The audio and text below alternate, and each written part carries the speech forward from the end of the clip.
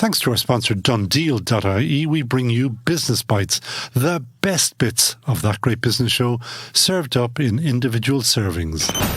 Dundeal Motors is home to Ireland's largest range of new and premium used cars. That's why you'll find cars from Audi and BMW dealerships on Dundeal. Are you looking for a 7-seater to accommodate your growing family? Maybe you're after a luxury saloon to make a statement. We have the car for you. You'll also find Ireland's largest range of electric cars to help you make the switch. Visit dundeal.ie today to start the search for your next car. From episode 128, Fiona Kelleher, founder of MyGuG, explained how her award-winning creation takes your waste and turns it into valuable cooking gas with huge business opportunities. I think Clonakilty in West Cork is probably Ireland's most entrepreneurial town, whatever it is they have in the water there. Taking just two well-known businesses, they have the well-known Clonakilty Distillery and, of course, Clonakilty Sausages, headed by Colette Toomey. She joined us back on episode 87 of that great business show, and her story of graft is well worth a listen. Today, we bring you a micro-business from Clonakilty. It's the award-winning MyGuG, M-Y-G-U-G, that turns your ordinary food waste into cooking gas. The company was recently named the AIB and Yield Lab AgTech Startup 2023 at the AgTech UCD Accelerator Programme. Fiona Kelleher, founder of MyGuG, welcome to that great business show. Thank you so much, Conal. Delighted to be here. What a lovely voice, what a lovely accent, because that's a lovely part of the world down there, isn't it? Yes, I completely agree. A great part of the world. What is it in the water that makes people like you so entrepreneurial? I don't know. I think we're inspired by being in Clonakilty by the entrepreneurship around us, that's for sure. And there's a great ecosystem of innovation and creativity in Clonakilty. So it's the ideal spot. Yeah, that's kind of nice background, but is there somebody down there pushing you, prodding you, making you? What is it? I mean, I am absolutely serious. There are two brilliant places. Carlow's curious for the amount of entrepreneurship, but Clonakilty, I think, beats all other similar sized towns. Yeah, it's interesting because I suppose for us, one of the great things about being in Cork Northwest is the Leo programme that's there. And they're very proactive in that part of the country, and we've had amazing support from them. So that's one thing that's really, really key, I think, for startup businesses in that area. And we're part of a good community of business, and we all get to know each other through that programme as well. So, there's that. And then also, I suppose in a small town like that, everybody knows everybody, and everybody's really willing and open to help. It's an amazing place to feel like you're part of something that's really thriving. And everybody's supportive of everybody else's progress. So that's another, it's like a community spirit that you won't find in lots of places, but in Clonakilty it's there in spades. I hate telling people about Clonakilty because they might just go and, book out the place and destroy the place because it is so lovely. Anyway, let us get to your business, because you make anaerobic digesters and you're not an engineer, you're not a designer, you're a musician. That's right. Discuss, explain. Discuss and explain. Well, indeed, I am a musician, and in COVID times, when things all went a little bit quiet for us, I decided to pivot on the basis of looking at a business. It was like an opportunity really to take a dive into something different.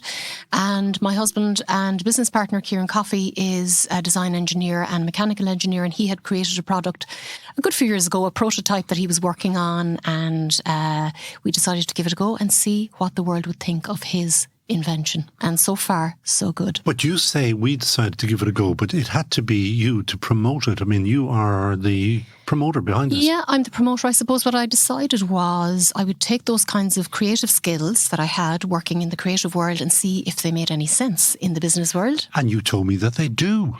They absolutely do. Actually, with the kind of supports that are available in the business world in Ireland and the startup world, it's amazing really how creativity is valued.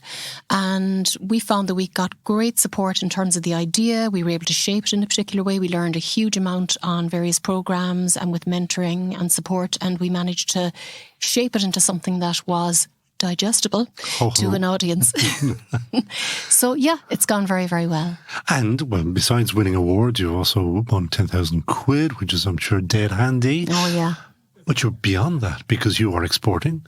Now, we'll get back to exporting in a second because I want you to describe it to people.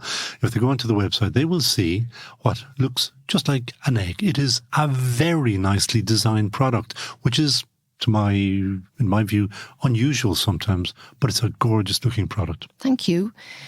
Designed by my husband, Kieran Coffey. It's an egg. It's inspired by nature, and we're celebrating nature with this product. We're elevating the status of food waste with this product and turning it into something that's a resource. So we're saying to people, don't look at your food waste as a problem, look at it as a solution. And in order to do that, you want to create something to put your food waste in that glorifies it, that elevates it to the status of an energy creator, which of course it is.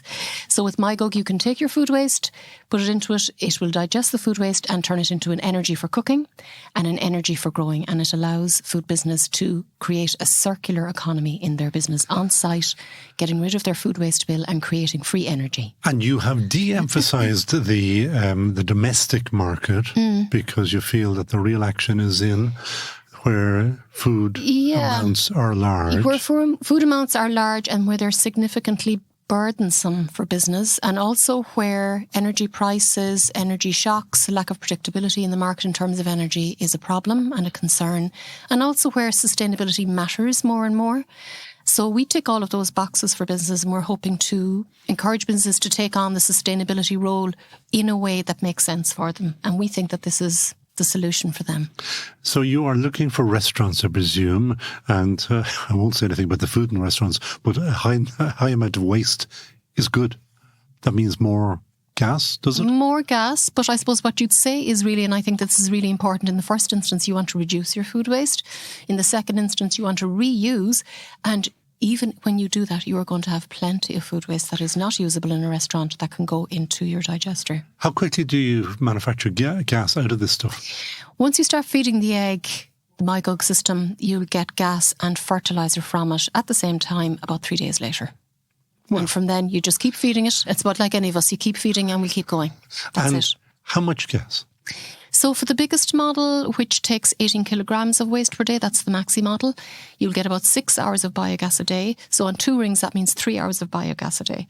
So you can feed it everything. You can put in your cakes, your cereals, your greases, fats. You can put in chicken carcasses. You put in all your green.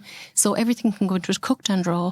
And from that, you get a lovely gas and a nice rich biofertilizer for growing. And the growing is important, Conal, because in a circular economy in any business, you want to be growing food. And we would love to encourage more businesses to grow food if they can. I saw that on your website, is that lovely red tomatoes sitting there. Yeah. If you had your tomatoes now, I've just been down in Tesco, there's not a tomato to be had. Isn't it amazing? It is amazing. Yeah. So, and we have the power here in Ireland is the best place, the best country in the world to be growing food. So, we need to pivot into that. We need to look at that. Every restaurant owner listening will be asking, yeah, but that's fine. How much? How much does it cost? And how quickly can you manufacture it? And where does it come from? And. Yeah. So we have 3 models available for the commercial market. And the first is the Mini. That's the smallest one.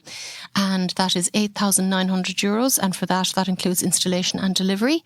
And you get a biogas cooker with that as well. And that's important because the biogas is not the same as we'll call it town gas. Yes, it's not the same. So never the twain shall meet. You have to have a separate biogas cooker. So in commercial kitchens, you would have your biogas cooker on one side and then your other gas on the other, your LPG or propane or butane or whatever it is.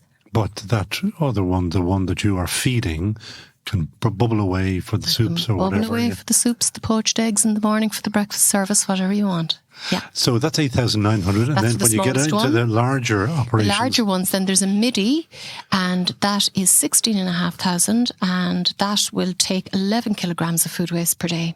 Is that a lot? I do not know what 11 kilograms is relative to a restaurant. I suppose, we're talking to a lot of restaurants who would say, look, we might be producing up to 200 kilograms of food waste per week. So that's a day. Which seems a lot, to us. But big hotels will do that kind of food waste. Now, I suppose what we're trying to do with our product is encourage, first of all, reuse, and reduce your waste and then use this product. So do 2 things at the once. Try and bring down the waste that you have to a level where you can use this product effectively. And at the moment, we have 3 models. The biggest model is the Maxi, which will take the 18 kilograms of food waste per day and produce up to 6 hours gas per day. But that one will take up to, so you're talking about maybe 126 kilograms of food waste per week. And a lot of businesses might be above that, but we're saying reduce, reuse, and then channel it into a digester. Or get a second one of your digesters. Get another one if you need. And how much is the large one? The big one is 22,000. Is that a lot in terms of the investment people have to make into restaurants and where do they? Well, in terms of the payback, you're looking at between 5 and 7 years, which is kind of comparable to maybe investing in heat pumps and solar panels and so on. I mean, it is another renewable technology in that space. It's in that innovation space. So, yeah, we think it's comparable and competitive. And because it's solving so many problems immediately and you get savings immediately, we think it's really well worth it. Yeah. And obviously people like it because, as I mentioned earlier, you are already exporting. Yes. And they came to you. They came to us. Where did they find you? They found us through the website and doing searches on the web. So somebody told us that they were looking for small AD plants and we came up, or micro AD, which is anaerobic digestion, on a Google search. AD, yeah. And we came up as an option. Now, you have to give a shout out to whoever is doing your promotion online because he or she is obviously doing the right thing. Oh, you were talking to her, are we? Well done, you. Now, we do have a fantastic marketing company as well called Frank and Marcy, and they're helping us with our content marketing, which is really important because it's all about a journey of understanding with a new product.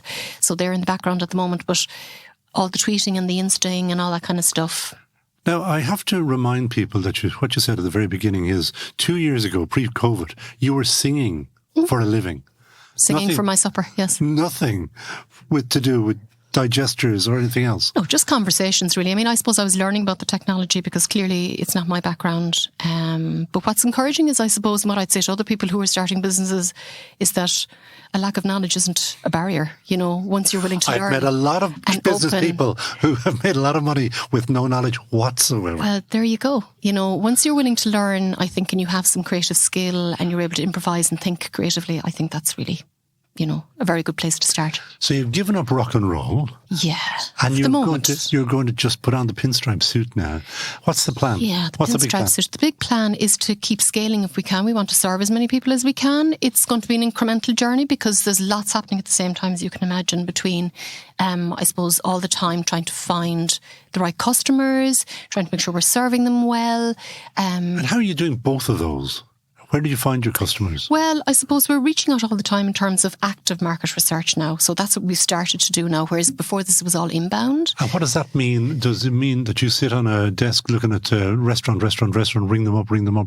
Well, yeah, contacting them and kind of, you know, getting into the car, going out and meeting people, you know, starting in West Cork, for instance, where there's lots of restaurants around where you can go around and say, look, tell me about your business and tell me what the pain points are, etc., etc. And then, yes, reaching out online also. So there's all of that going on. And then we have a good marketing team, as I said, so they do lots of interviews for us at the moment. They're doing a lot of interviews with people who are restaurant owners and they're gathering lots of data that we'll be able to use to see if we can match up and see if we can support them and find a solution that suits them. So, you know, all very encouraging at the moment. And you're raising cash. And we're raising cash. Yeah. Cave-Aid, and where are you going to get your cash? Well, we don't know where we're going to get it yet. But we're raising 1 million. And where did you come up with that number? Well, we did the costings. We looked at all our various needs there in terms of manufacturing, in terms of hires, in terms of costs and stocks and wages and you name it, it's all in there. And we're still being, you know, we're trying to be careful and make sure that we're doing it properly down to the penny. So we're looking at raising, and we have somebody working with us. We have an angel investor already, so she's got the finance background that we need. She was there was a bit of a gap in terms of the expertise there, so we have somebody on board helping us with that, and it's really, really helped us to shape our message for investors. So yeah, we're looking at that. And I was delighted to hear, and I was kind of surprised to hear that you are manufacturing in Meath, are you? Well, we have a manufacturer. We have a contract supplier in Meath. Which fine, yeah. So then they supply us, and we bring all the gear to Clonakilty and assemble and ship out from there. In fact, today, Conal, there is an egg being installed in the Algarve in Portugal. So Kieran Coffey, who's our CTO, is over there at the moment. So in between dipping in and out of the sea, there was a row over who went over there. Yeah, exactly. But he's over there at the moment, and they've just set up their first one, and they're very, very excited. And in Portugal, actually, it's we've set up with a green agency over there who are very interested in maybe looking at the technology further afield and expanding there. But outside of that, there's a very good market for this product in places like that where they have a lovely vineyards and restaurants and vineyards and farms and so on. So again, it's meeting that need of growing and meeting the need of energy and creating that kind of independence and empowerment for businesses who would like to maybe not be so dependent on fossil fuels and not dependent on suppliers for food and for fertiliser. And presumably that you can be in the middle of nowhere. You're kind of completely off grid there as you well. Are. Yeah, you can be. You could be. Yeah. Nice. Yeah. What's the dream? What's the dream for me? Yeah. Yeah, it's a Carnegie difficult Hall, one. I bet you. Yeah, exactly. Back in the studio, making amazing pieces and reaching out with my Have you music. turned your back on music? No, that'll never happen.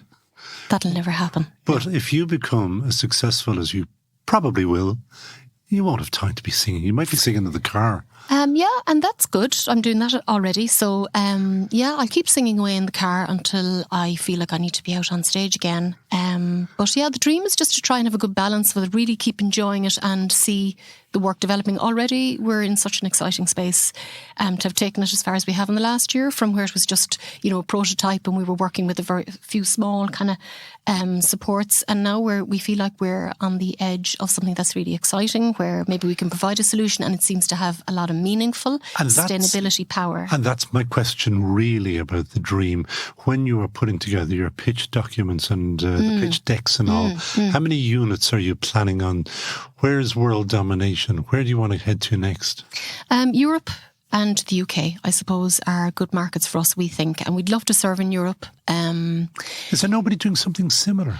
There are people doing something similar, but not in Europe and not in the UK. There's a company in Israel doing something similar, and there's a company in Mexico, but their products are only designed for hot climate countries, so not suitable for the European market, not suitable for the Irish or the UK. And is it protected, your technology? Yeah. Good for you. Yeah. So, millionaires or billionaires? Well, it isn't even about the money. Of course, we want to do well. We all want to be doing okay. We want to be comfortable, but we do want to be making a difference. And we want to be able to see that food waste is not going to be a problem and a challenge into the future. Climate concerns are with us all, and the message is getting more urgent day by day, and sustainability is where it's at. And it's funny because having been at the Cato's exhibition in the last 2 days, it seems that sustainability is really high in everyone's mind and very much a priority for every business, which is really encouraging to see. But also really, it gives you a lot of hope about the future when people are taking the steps that they need to take. So, yeah. I didn't prep you for this question next. Now, have you got other big ideas as well that you don't have to tell me what they are, but is there something else or other things bubbling away in the background? In terms of the business? Yeah, there probably are, but it's, I'm more kind of to do with the growing and the gardening side of things. Yeah, kind of looking at gardens and... We might have to have you back again. Yeah, kind of more artistic garden spaces with carbon concerns and carbon kind of neutrality and all that sort of thing. But it's all on paper at the moment. Okay, so a couple of final questions. One, you need money, you need £1 million, and who would you like to give you that money? Well, I kind of couldn't say right now because we're really in the very early stages, so we can't kind of commit to something, but there's feelers being put out at the moment by our financial partner. So, but presumably you want what we call wise money. In other words, fellas who can open doors for you, or fellas with women, should I say, with fingers into the catering industries, that kind of stuff. Yeah, possibly. You're probably made for Dragon's Den in the UK or something like that. Would you consider that? Colin, I used to watch that programme years ago, and I used to say to myself, that really looks like hell. Being up there in front of it. If you go on and use it. Yeah, but it's funny because you see, having had to do pitches in the last while, which I've had to do, I've been on the other side of that and I've seen what it is. So I think it's when you're well prepared, you're passionate about your product, you're interested in your area and you really want to make a difference, it actually becomes a little easier to do. Hugely easier, particularly if you do something very basic, which is actually work out how much money per unit. That's all they want to know. I know. And if you got in front of them, and that woman, Deborah Meaden, she's very keen on green. Okay. So maybe we'll affect, as they say, we'll affect an introduction there. How about that? That would be fantastic, Conal. Love that. Well, we'll see what we can do there. We do actually have odd little connections, so you never know. So that's the amounts of money and the people. Your heart in a heartbeat, who would that be? It would have to be Nevin Maguire. Because he's got a large number of restaurants. Not so much the restaurants, but Nevin actually is great for the sustainability. He's done a lot of work on, I don't know if you've ever seen his Trails Around Ireland programme. I have. And I think it's a lovely broadcaster, a lovely communicator. Local producers, different artisan producers, and, being out in nature. And I really think I'd love to have some conversations with Nevin about, his insights into being in the food business, the kind of pain points he has. He has a fantastic place up in Black Lion, and with outdoor gardens, he grows his own food, and he's very interested in the provenance of food. So I think he'd be a great person to have on board. Don't forget to mention the new place he's just opened down in Ballsbridge. Oh yeah, in Dublin here. Yeah, right there in the middle of beautiful Ballsbridge. If anybody wants to find you, MyGuG, MyGuG. Why is it called MyGuG? Comes from an old song, Googly Gug McCarkindov, that we used to know as children. And of course, a guggy is another word. It's like a play word for an egg. And my mother used to say it, and lots of people say it, come in for your tea and have a guggy. Will you have one guggy? Will you have two? So that's where it comes from. Because the product looks like a gug. An egg, yeah. And it's an Irish product. So there you go. Irish product, Irish egg. So... Fiona, we will send people with money your way. We will also send restaurateurs your way. We might even get Nevin Maguire onto you and Deborah Meaden. How about that? Sounds like Christmas coming together. Christmas coming in February. But you are now a member of Team GBS, that great business show, and we look after each other. And the other woman, of course, to get onto your team must be Colette Toomey. Oh, for sure. Yeah. For sure. We'll have to find Colette. She'll drive you. Oh, yeah, she'll sort me. Exactly. Fiona Kelleher, MyGuG founder, thank you so much for joining us on That Great Business Show. A pleasure, Conal. Thank you.